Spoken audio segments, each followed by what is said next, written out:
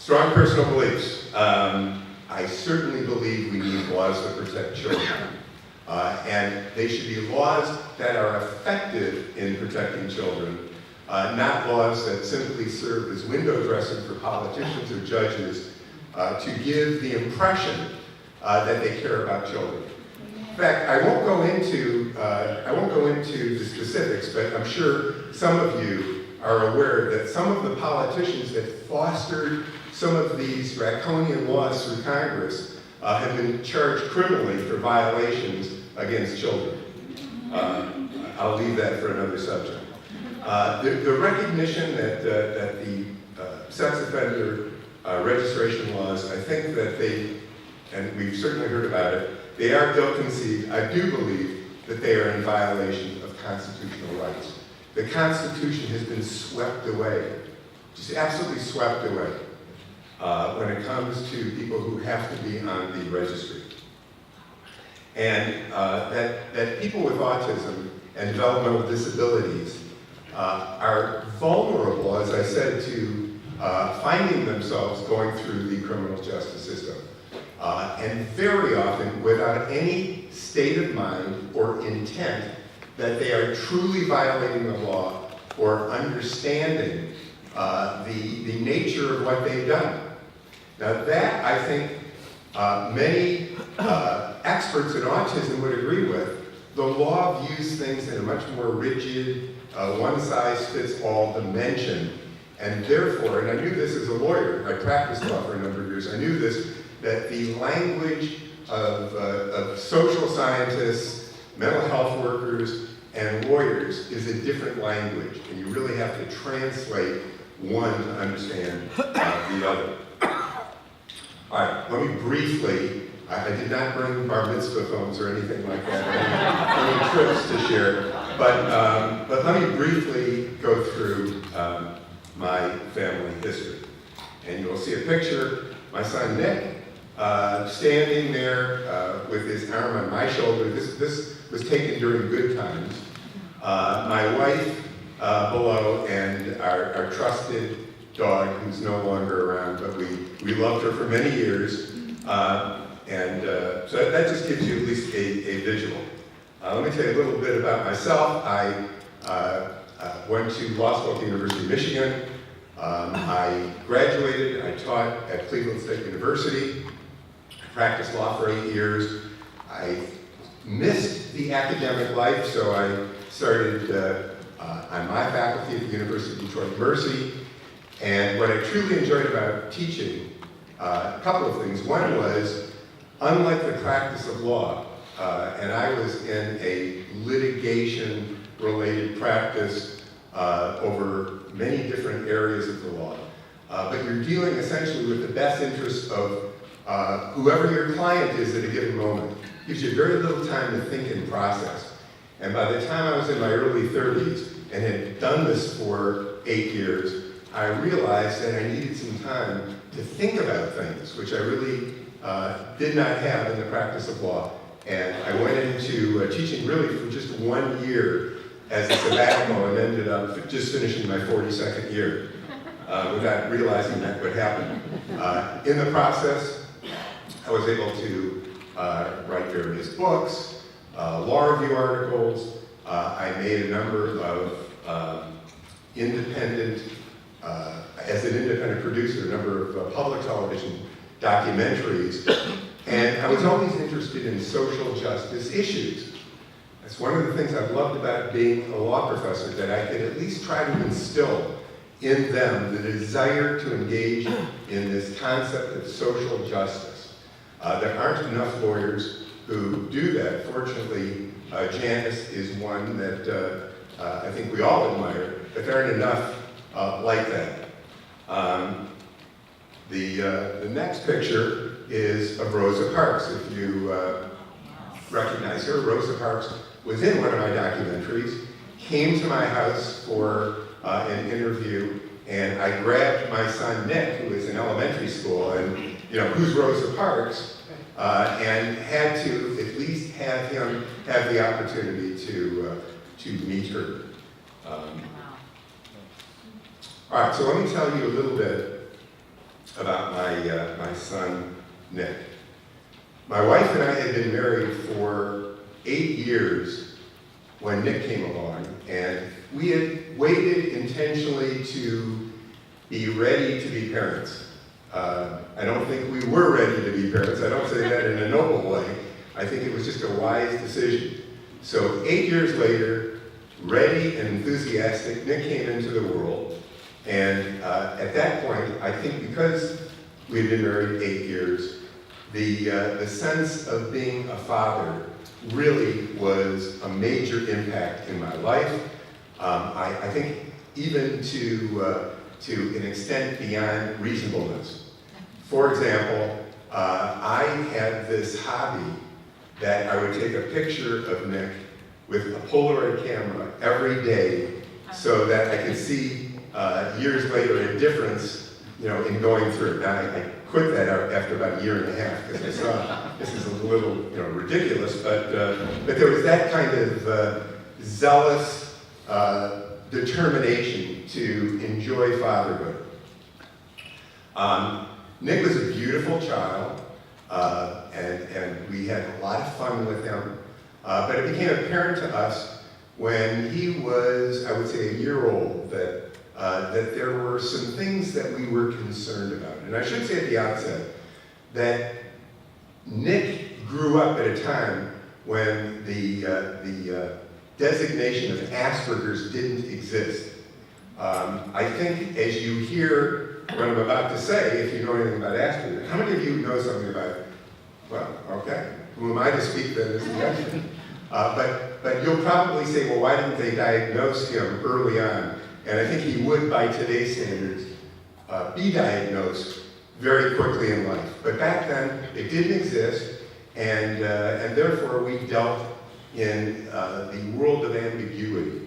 But we noticed that there were issues. So around age 1, when Nick started walking, we noticed that there was a lot of hand flapping and jumping and kind of what now would be seen as kind of neurological activity. Also, certain things would kind of cause him to be very afraid. Things that would spin, water going down a tub would really freak him out. A record player spinning as it would come to an end would be very upsetting. Things of that nature. He had really not much of an interest in relating to other children. Now I'm going maybe beyond 1 year, but as kids start to kind of connect at 1, 2 years, he really didn't have an interest in that. And it was clearly visible to us, and we were concerned about it. At age 3, he was nonverbal. And never having had a previous child, to my way of thinking, gee, what's unusual about that? When do kids start speaking? But those of my friends who had other children would say, no, they generally start speaking, well before then. Not eloquently, but at least with words and, some sentences. So we took him in at age 3 to a community group that basically would diagnose children as they're getting ready for educational purposes. And Nick went in and they diagnosed him with a lot of deficits, speech and language. He repeated everything that he heard. He had gross and fine motor difficulties. And that they said before we put him into a special program in the fall, we think you ought to get speech therapy. So what I'd like to do is show you, this will be very brief, I promise. Adrian the babysitter. Adrian, this was recorded a couple of years ago, so it's fairly recent on her end. But there's a video of Adrian with Nick. She was Nick's babysitter from probably being a year and a half on. She's still a very good friend. Claims that she actually went into being a teacher, a special ed teacher, because of her connection in knowing Nick all of these years. There's a short little clip of her with Nick at that age, just so you can see him, and then a short little clip with Carol, who was the speech therapist at a major hospital in the area where we lived, who also worked with Nick. I remember that when Nick was around 2, and I think we'd all recognized his speech was a little bit slow in coming. And I remember sitting on the swing set with in the teeter-totter little swing that where you could face each other and repeating words to him and trying to get him to imitate and repeat words back. Come and show me your letters, Nicholas. There you go. Where's an A? Show me an A. What letter is this? What's that? A? Is it A? Good. What's it? In 1980, I was the coordinator of children's services for William Beaumont Hospital in Royal Oak, Michigan, and I ran the children's program there. We pretty much specialized in preschool children who were pretty much nonverbal, and sparkle is the first word that came to my mind when I saw him. He, at that time, he was not sitting, he was floating all over the waiting room. His arms and hands were flapping, and in a very perseverative, we call it motor Okay, that's at least it gives you a sense of, as parents, what we were doing. We were very concerned at that point.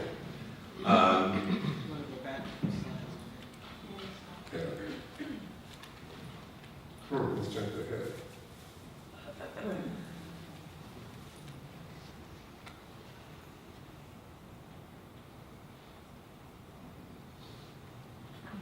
Okay, I'll leave it at that for now. So, Nick went through speech and language, and in the fall, when he started this pre-nursery program that was going to give academic support, the teacher who had briefly met him when he started the speech and language program was shocked at how fast the language came in.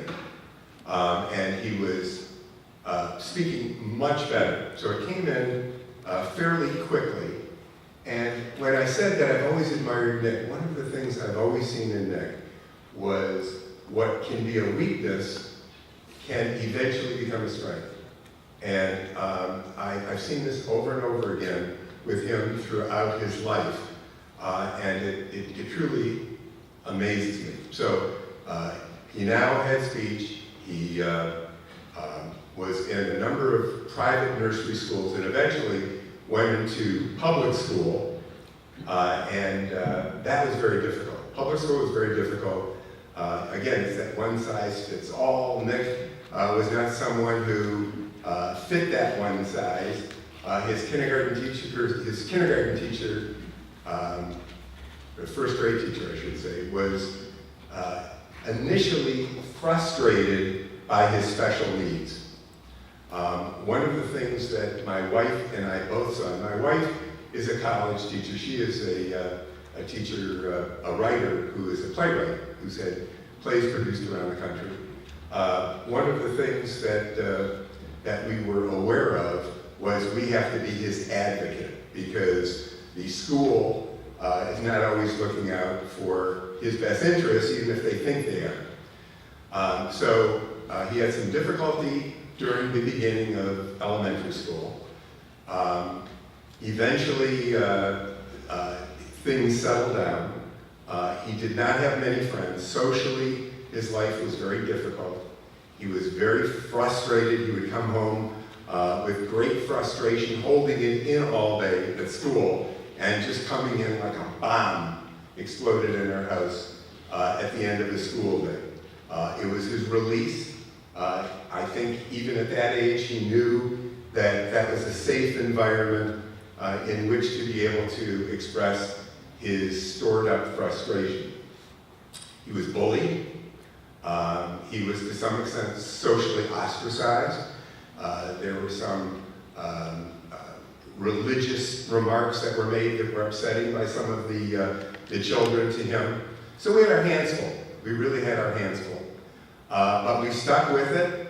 On summer vacation, we would kind of regroup and travel, and life would get a little better. And by the time he finished elementary school, he actually started to do at least better in terms of being adjusted to his elementary school. Middle school was a nightmare. I mean, it was like a place of torture. It was like, Nick, I'm ready to drop you off at the Institute of Torture, and they're going to work you over, and then I'll come get you. Every hour was a different class, so you didn't have the safety of being with that one teacher if you were lucky enough to have someone who was sensitive. You had books to get from your locker. You had homework, and you had to bring home the right books. So I would say 4 out of 5 days, I went back to Nick's locker when we opened it out of fear that everything would come tumbling down on us, and we would get the books that he would need for the next day. Again, things become more difficult socializing in middle school. Now there is that interpersonal relationship between people socially, dances and sporting events, and Nick was an outsider, and that created great frustration. Nick always wanted to be an insider, so his desire was constantly frustrated. But it didn't mean that he would always give up. So, for example, he had certain interests. For those of you who are familiar with Asperger's, you know that there are special interests that are developed. One of Nick's special interests was game shows, game television shows. He loved them. He sent away at a young age for a picture of Bob Barker. The Price is Right. But just loved game shows and would hear people cheering, and he'd be jumping up and down, and he was happy. So, I certainly didn't discourage it. That was one thing. He knew every highway system in the country. If you were with Nick driving around, you never had to worry about being lost. He had a great sense of direction and always kind of knew, what road to get on. If there was an accident, the road was blocked, he would be able to figure out where to go. Interests like that. And oftentimes those interests do not necessarily lead to one's career, but it's part of autism where you really zero in on specific interests. Also music, which I think is probably true for a lot of people with Asperger's. Loved music, knew a lot about music. So we get into toward the end of middle school, and I, in growing up, spent most of my time in the summer just playing sports with my friends. We'd go to the ball field, we'd play baseball all day. We'd play some tennis, we'd do things like that. Nick was someone, I took him to a baseball tryout, and after 10 minutes, we left. I mean, it just wasn't going to work. Swimming, he did at a young age, so he could swim, and I did have him in a swimming program, which he didn't like, but he stayed with it. Not out of free will, but he stayed with it. Just as I was getting ready to say sports aren't that important in life, I figured I would give him one more try, and I took him for a tennis lesson. And when I picked him up, he said he'd go back. And then after a while, the coaches there said, your son is a pretty decent tennis player. We think he has some potential for high school tennis. I think my potential for cynicism was wondering whether they were being legitimate in their assessment or whether they just wanted me to have him return for lessons. But lo and behold, Nick started playing in tournaments. This person with these deficits, and after a while I started winning tournaments. And then he got pretty good. And then he became the #1 ranked tennis player in the Tri-County area in Detroit. And then he played in the 9th grade at a very competitive high school, 9th grade through his senior year, #1 singles, taking his team to the finals, being the top player, the most valuable player, the captain of his team. Which is amazing. I mean, absolutely amazing. And yet, did he have friends on the tennis team? He didn't. On the weekends, they would go out partying. Nick was not a partier. That didn't interest him, that kind of socializing. So, on the one hand, I could see that he is someone who wants to be somebody, who wants to make a contribution, and he has certain difficulties. I didn't understand them at that time. Also in high school, maybe this goes back to game shows, but Nick loved, he enjoyed the announcers for game shows, the enthusiasm I think that they showed, and he became the PA announcer at his very large high school, so he would read all the announcements every day in the morning. So he made himself known in his high school. He was someone who was known. Well, it came time now for going to college, and Nick, wanting to be like everyone else, saw that everyone goes away to college. Maybe there are some good community colleges around where you can live at home and kind of get used to it. That would be in your best welfare, but Nick didn't want to do what others didn't. So we traveled around and met with some tennis coaches, and there is a college, a university, a state university in Western Michigan, Grand Valley State University, which is a very good university. They have a tennis team. Nick talked to the coach, and the coach wanted him to play -- 1 singles, so Nick was dropped off and went to Grand Valley State. Within a week, I didn't think we were going to make it through another week. He was living in a dorm. The noise, a roommate coming in the middle of the night, the socializing was literally, I think, crossing wires in his head and making him crazy and not being able to function. So what I did under those circumstances, I like to try to problem solve if possible, and I knew that if he came home, it would be a very difficult thing to overcome. So I really wanted, as difficult as it was, I wanted to encourage him to finish the year.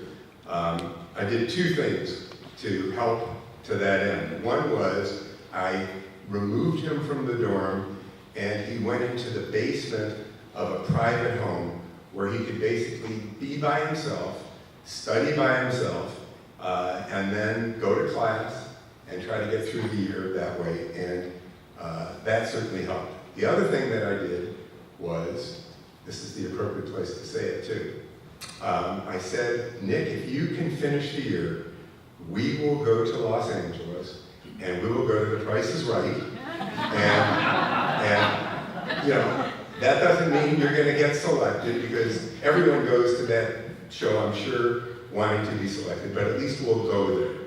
And I also have some family here and some friends that too, but that part I don't think was part of the motivating force. And he did stick out the year, and then over the summer, and also played wonderfully in tennis. Was 1 week the selection of a television station in Grand Rapids as the athlete of the year. Grand Valley State has they have some people from various sporting teams that go pro, but he was selected athlete of the year. So in the summer he decided he wasn't going to go back, and that he would devote himself. He was going to go to Oakland University, which is where my wife teaches, and he decided that he would switch, he would declare a major in communications, and he would get his degree there. So he started there. He, well, I should mention one other thing. So after his year, I made good on that, and we went to Los Angeles. There's an... I remember. Oh, I'm going the wrong way. Okay. There's some pictures of him. He was constantly written up in the newspaper for tennis. Here we are at The Price is Right.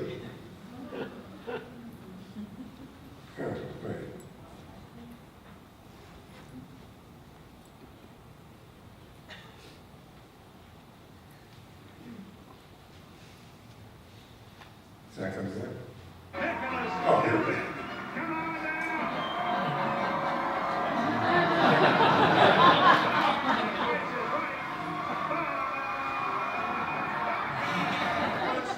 Has a shirt here with a picture of me on it.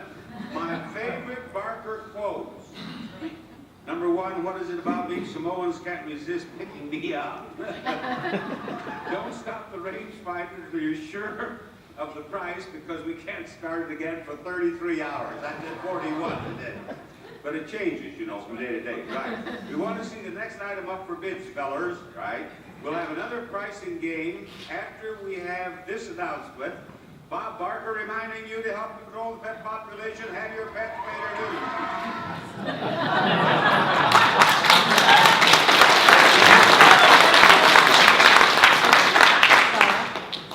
What a moment. And actually, it was exactly 20 years from today. 20 years ago. Exactly. Nick then took the $6,000 that he earned on The Price is Right and bought $6,000 worth of jazz CDs and had a radio program at Oakland University where he played jazz and would talk about jazz artists, because this certainly was a special interest of his. And in order to get a radio show, you had to play a type of music that you could not get on commercial radio. That's how he used those funds. He eventually graduated with his communication degree, decided that becoming a DJ was not realistic, and said that at that point he was going to go for a master's degree in education and with a specialization in learning disability, and give back and try to help students who went through all of the difficulties that he had when he was in school. So he went through a 4-year program at the University of Detroit Mercy. It's the main campus of my law school. And did very well. And then when it came to going into the classroom for student teaching, after 3 weeks with 30 second graders, you see what's coming. I can hear the job became unmanageable. Nick knew it. The teacher who was overseeing him knew it. Principal of the school knew it. They all had a meeting, and they all agreed, including Nick, this is not going to be my future life. The good part of it is he did get the master's degree in learning disabilities. He didn't get the teaching certificate, which at that point I don't think he wanted. But it was a tremendous blow for not reaching the objective that he thought he would. And that was a very difficult time for Nick.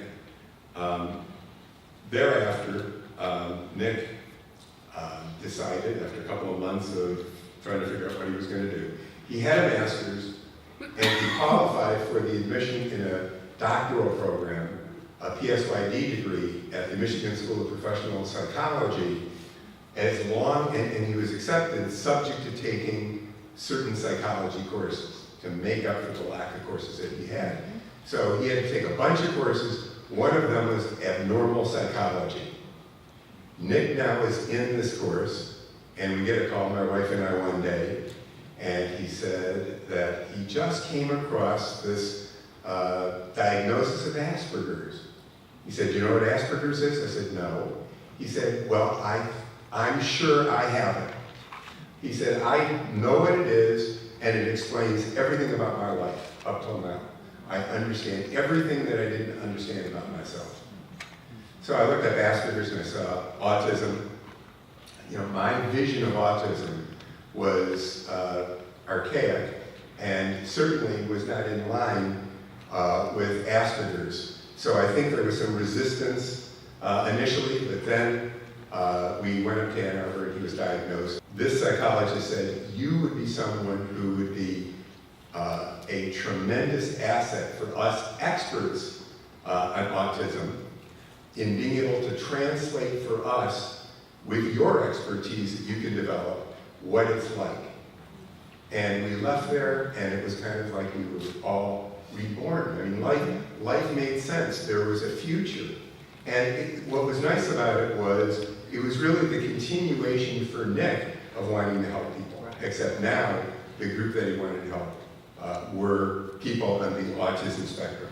So Nick started that program and went through it in 5 years, received his doctoral degree. The only thing that they did for him in understanding his diagnosis was substituting 2,000 hours of therapy that he otherwise would have had to give to other individuals in clinics, and instead said that he could do the 2,000 hours since he didn't want a license, he wasn't going to practice as a therapist.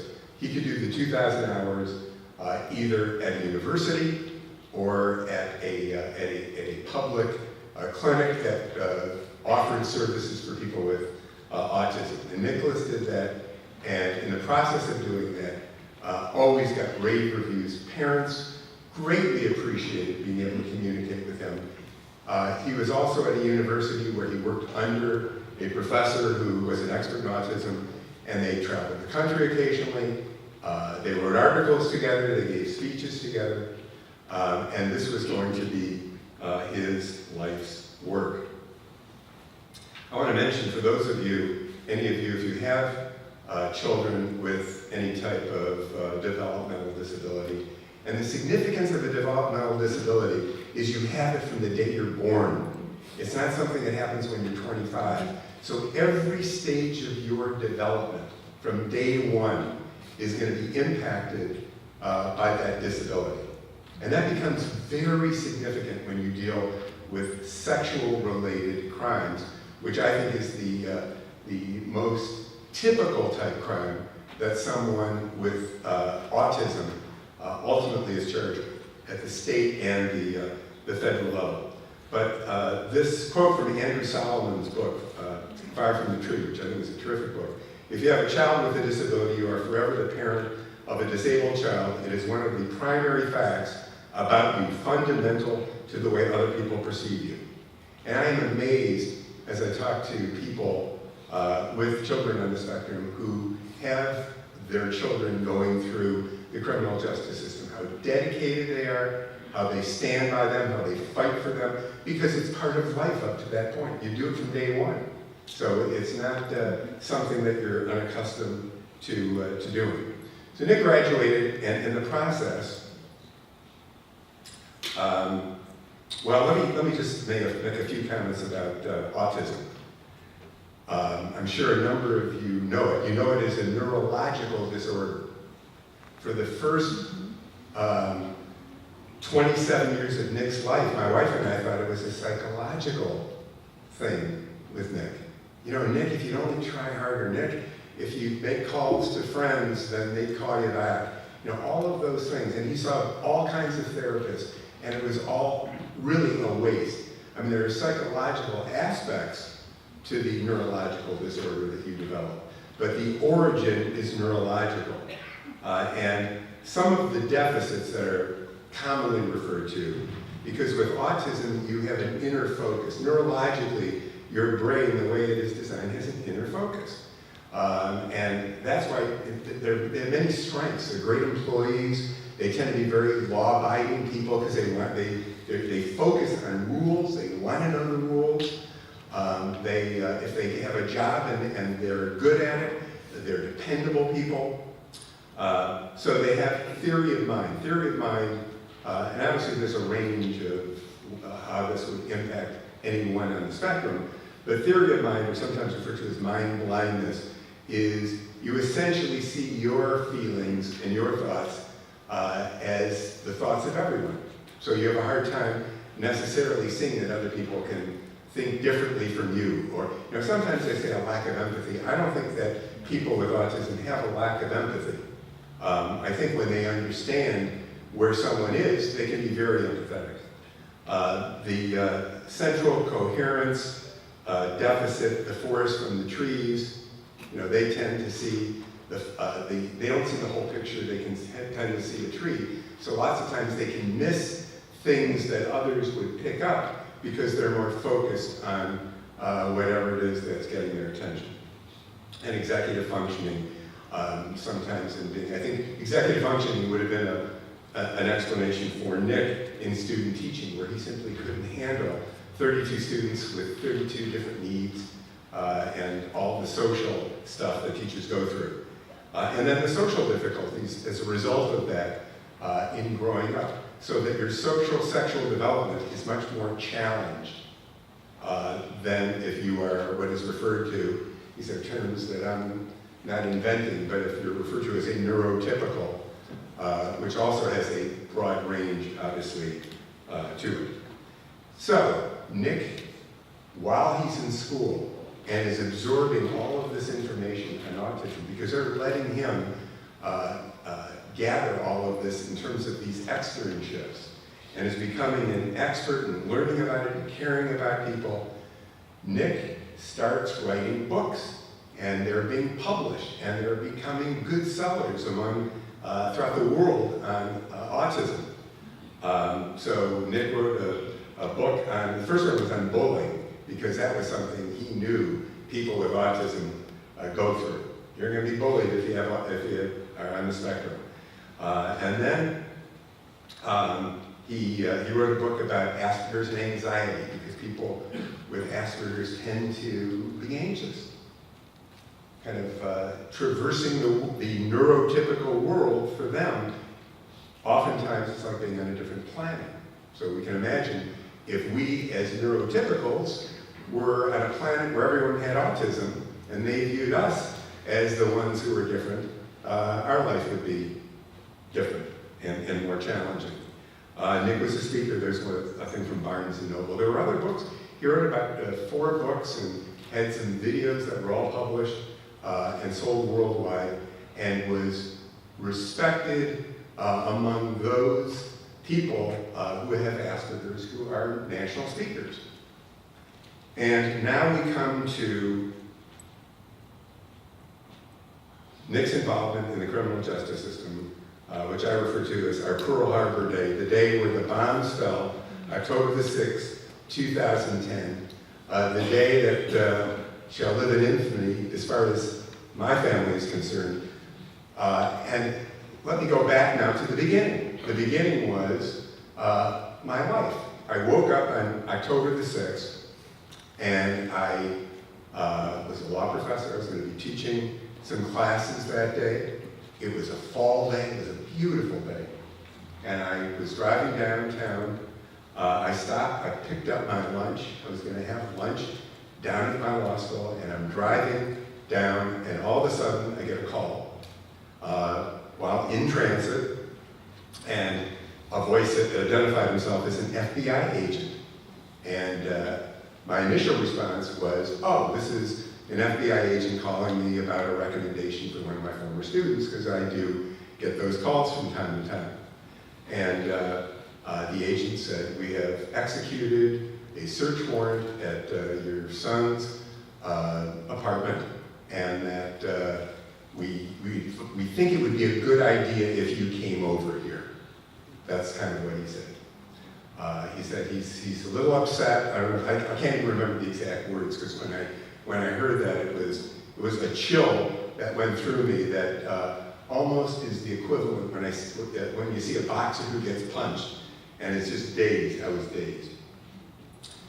I almost couldn't remember how to get to his place, and I was so foggy of mind that in the city that I know very well, it took me longer to get there. Now, that part of that was, I think, I psychologically didn't want to get there, was afraid to get there, and part of it was I just couldn't figure out how to get there. I finally arrived, and I could see that they were doing this in typical FBI fashion. There was a swarm of FBI people coming in, coming out. It looked like about a dozen FBI agents. What I learned was that at 6 in the morning, the way they execute raids, knowing Nick had Asperger's, knowing I was his father and that I'm a law professor, and they knew my connection to him, They busted into his place, yanked him out of bed in a deep sleep, put him in handcuffs, threw him against the wall, and then thereafter questioned him for hours, and then called me. So you can imagine by the time I got there, the state of being that he was in. So that was the beginning of the criminal justice system. Nick moved out of his place, never to return. He had lived there, and when you're on the spectrum, autism spectrum, having independence in your life is really an important factor. He never moved back. He came back to his home with his parents, and then the next day, the criminal process started. I had to get a lawyer that day. The next day, Nick was arraigned in federal court on charges with a maximum of 10 years. He was taken up to pretrial services. He had to wear the tether. He was confined to the house for 12 hours a day. He had to report to pretrial services. Initially, it was twice a month. They then cut it to once a month. And the pretrial service probation officer could stop by any time.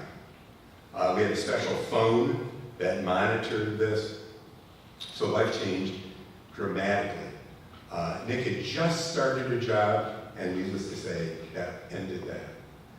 He was on the board of directors of an autism national group. Got a call immediately, he was off the board of directors. So when we hear presumed innocent, let me tell you, it's not what people think it is. In any event, over the next 27 months, we, with Nick's lawyers, worked every day to try to educate them, advocate for him, why he should not go to prison. The average prison sentence, this is a non-touch offense, and I'm not minimizing child pornography. As I said, I'm all for protecting children, but the average prison sentence in federal court at that time was around 8 years. That's the average. So every night when I went to bed, I knew that was the average. 97.5% people charged with that offense. So our strategy was get the very best experts that we could find, the very best experts, the ones who know the most about autism, the ones who know the most about human sexuality, not those who will say anything for whatever you pay them, but the best experts. So we went to Yale University, and we got Dr. Fred Volkmar, who heads the Child Study Center. We got the best forensic psychologist who understood autism in Detroit. Let's see, I'm missing one. Oh, and then Nick's therapist, who is a professor in human sexuality at a major university. They all gave Nick tests and studies and recommended that he be given diversion, which means that you are put on 18 months of pretrial probation. He'd already been on it for 27 months. So it's another 18 months for supervision, and then you are released without a criminal record and without having to register. You get to start your life over again as it should have been. So they wouldn't go along with it. So Nick's lawyers convinced the prosecutors, who hadn't even shown these reports that took months to gather, to their experts. And they said, why don't you show it to your experts? We really believe in the veracity of these reports. They said they'd think about it, 4 months goes by, they're never in a hurry, and they said, okay, we've got a neuropsychologist at the FBI building in Washington, D.C., J. Edgar Hoover building. Nick can go there, spend the day with him, he'll evaluate him, and we'll see what he says. So we went to the J. Edgar Hoover building. The man who was going to do the evaluation was a neuropsychologist trained in autism. He knew he had Nick's file in front of him. He had everything that we'd given in terms of the history, which he had gone through. He had all of the reports that the defense had given. He spent the day with Nick, picking his brain, every sexual thought that he had ever had. Nick, as I said, was not someone who was, socializing as most of his friends was, but thoughts became important as opposed to actions with Nick. And as we were leaving, he said that he would get back to the U.S. attorneys. 4 months went by after that, and the U.S. attorneys called Nick's lawyer up. This is all fact. They wouldn't dispute this. I mean, this is all on the record. And they said, this expert, this FBI expert, agreed with all of your experts. And he agreed that with their recommendation for the disposition, but we're not going to go along with it. What we will do is, he doesn't have to go to prison, but he has to be a convicted federal felon and be on the sex registry. It made no sense. It made absolutely no sense. They knew he was no danger. When he was sentenced to send to the judge a pre-sentencing report, which prosecutors have to do, they were quoting the defense experts and saying he isn't, he's not a danger, and what he did in viewing the prohibited images, as well as those that aren't prohibited. There was a lot of adult pornography too. It wasn't just child pornography, but their U.S. attorneys in their statement to the court said that we do see a correlation between the criminal acts that we've alleged and his autism. So they basically agreed with everything that we said. They sent him to one other forensic expert. Our attorneys prodded the U.S. attorney again, and they sent him to another expert who ended his report, a 20-page report, by saying, and I'll paraphrase, that this young man has gone through enough difficulties in his life. It would be my recommendation that you do not do anything that would further impede his social development. Anyone in here who is either on the sex offender registry or knows someone knows what that psychologist was trying to convey. And again, they got the report and they wouldn't budge. Nick, as I said, he's a sex offender. I mean, this is the craziness of this law. And I originally thought that the law was crazy because it clearly had nothing to do with protecting the public. Absolutely nothing. This has to do with either money that comes from Homeland Security, because it was a combination Homeland Security, FBI operation, but it has nothing to do with the general public. That was my initial thought for people with autism. What I learned along the way, one of the things that we did while we were going through this, my wife's a writer, I'm a lawyer, and Nick is an expert in autism. We wrote a book about it because what the government does is they shame people who are charged with sex offenses. They want you to be isolated. They want you to be alone. They want you to be scared so that you're not going to speak out against them and out of fear of retribution. And therefore, it's hard to get the political power necessary to make changes. And we, as a matter, I think, of self-preservation, of wanting to maintain our identities, Nick wrote this book as a primary author with two world-renowned experts on autism, Tony Atwood from Australia and Isabel Hinault from Toronto. Isabel is an expert in autism and human sexuality. Tony has written the book on Asperger's worldwide, and they wrote a book, and Nick wrote a very honest account of what his life was up to the point of those charges. And as a result of that, I've probably been contacted by 40 to 50 families who've gone through similar circumstances. There is a group with ARC, if you're familiar with ARC, a nonprofit that deals with people with developmental disabilities. And they have a subgroup, a committee, that has about 40 families with children who were on the autism spectrum who've been charged with some type of sexual crime. The reason it's usually a sexual crime, it's not usually going to be, unless there are other mental illnesses, if it's just autism, you're not going to find people with autism robbing banks, murdering people, maiming, even stealing. It's going to have something to do with one of the weaknesses of their social sexual development. So it can be learning about sex on a computer by themselves with an expectation of privacy, not having any idea that they're violating what now is considered to be one of the most serious federal laws on the books. So, for me personally, this was a daunting experience in life. I had always, as a law professor, believed in the legal system, believed this is a system that over time is there to protect people.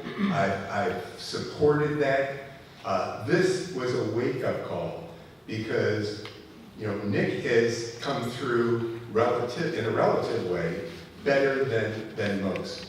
But the system is a brutal system that lacks compassion, that, as Emily said, works against anyone trying to rebuild their life. If you're going to rebuild your life, it's going to take your energy to do so.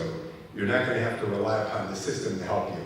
The way the system could have helped Nick was if they could have explained to him, you can't do this, Nick. You can't look at these images on the computer, because by the next day, he would have understood that and would never have engaged in any recidivism.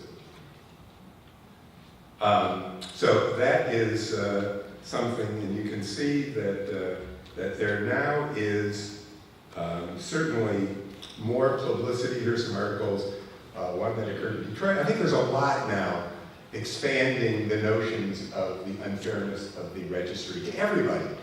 I mean, it's generally legally unfair. If you've been found guilty and you serve your time or your punishment, you should be able to get on with your life with as much dignity as you can. I know in Detroit, in our federal court, the court where Nick was and became a sex offender, now registered sex offender on our system, they just had a whole list of people who've been found guilty of public corruption, from the mayor and the school board, and tons of people. And they've served, some of them, 12 months and 18 months. Those that flipped on others, got, probably a couple years, 2-3 years, and then they get out. And they're not on any registry. And it is really just a crazy, certainly a crazy thing. So I have a couple of things I want to say, and then I want to ask Nick if he just wants to make any comments. Here's some things that I would like to leave for you to think about, because it's what I think about from this experience. One is that we should not let ourselves, it's not an easy, but we should not let ourselves be shamed. We should be as vocal as we can be. We should try to organize. We should try to support attorneys like Janice and others in my neck of the woods. And I know, I'm sure Janice is familiar with this, and this may be discussed by one of the other speakers, but there is a case, Doe v. Snyder, a Sixth Circuit federal case out of Detroit, that now is up before, waiting for the Supreme Court to see what they want to do, where the most conservative judge on the Sixth Circuit wrote the opinion where she said, a regulatory regime that severely restricts where people can live, work, and loiter, that categorizes them into tiers ostensibly corresponding to present dangerousness without any individualized assessment thereof, and that requires time-consuming and cumbersome in-person reporting, all supported by, at best, this is the part that I think is really important,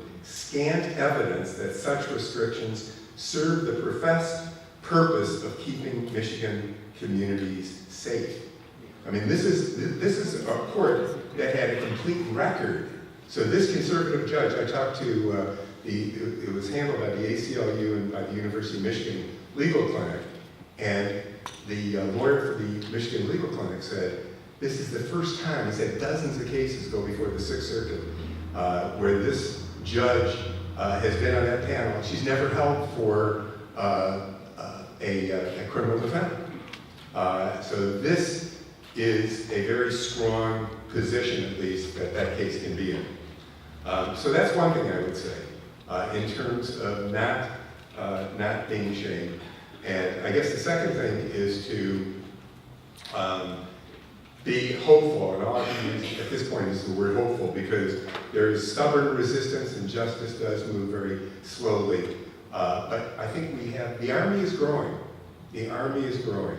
There's the publicity now is getting out. There is an article that was written on the Marshall website. If you ever look at the Marshall website by Anat Rubin. Is Anat here? She was. She was. I got lunch. Okay, she's not here now.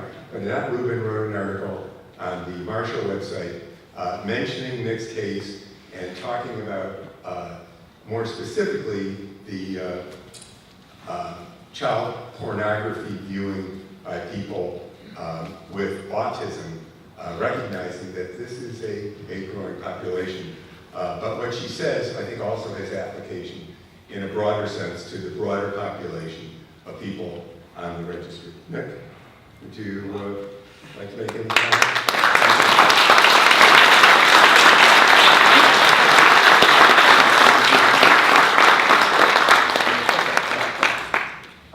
I believe we're on a panel tomorrow, and Nick said he's going to be on the panel.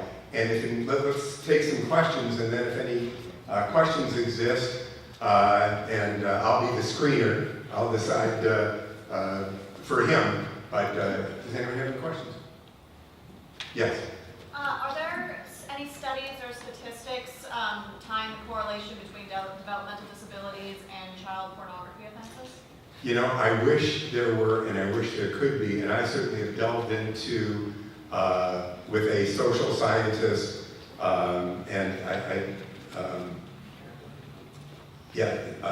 to see whether that's possible. There's really no way that you can tell by court files if someone has autism. And a lot of these determinations are made through plea deals. I have researched all of the cases that have gone up on appeal that have dealt with people with Asperger's, and there certainly are a good number of cases, but they don't represent in any way the bulk of the cases that would be adjudicated. But I certainly know by the numbers that I've been contacted by, I also know the agencies that have referred people to me throughout the country and being aware of the book. So there certainly are a lot of families that I'm aware of. Anyone else? Yes? Two questions. First, how long are you required to register for? And is it a function of the federal law or the state law?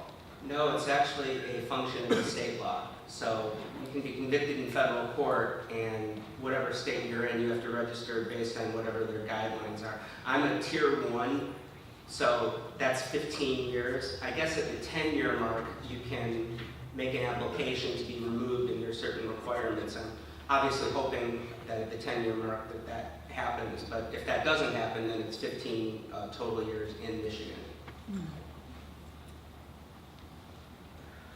Anyone else, real quick? Well, I Yes. have to make a comment. If there's anything, and I'm not sentimental sometimes, but if there's anything stronger than our criminal justice system, it's the love that you two express. And I feel